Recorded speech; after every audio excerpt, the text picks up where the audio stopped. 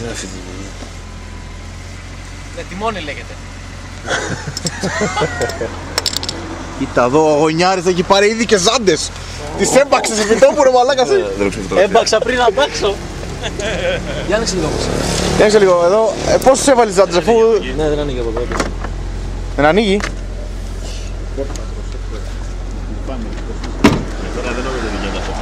Ναι ρε, μα απλά έχω περιέργεια ρε. Τι από κάτω εδώ τι φοράει, αυτό εδώ τι είναι. Τίποτα δεν έχει. Μόνο μπαταρία. Και το κλειδί ασφαλείας, τίποτα άλλο. Και το κομμερσεράκι. Παναγία μου, γκολ. Δεν έχουμε φώτα. Έχει ξένον, έχει αυτό. Όχι. Έχει μαλάκα. Μαλάκα πως κάνει έτσι ρε μαλάκα.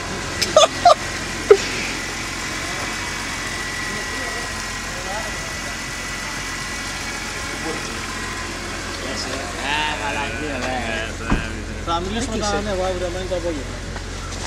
Τι σου βγάζεις τώρα. Τι, έχει καστόφωνο. Δηλαδή μ' αρέσει βαρύ. Έχει κλιμά. Εννοείται. Σωστός. Ωραίο είναι. Δεν έχει ναύη. Φουλ είναι το εργαλείο. Το μεσημεράκι.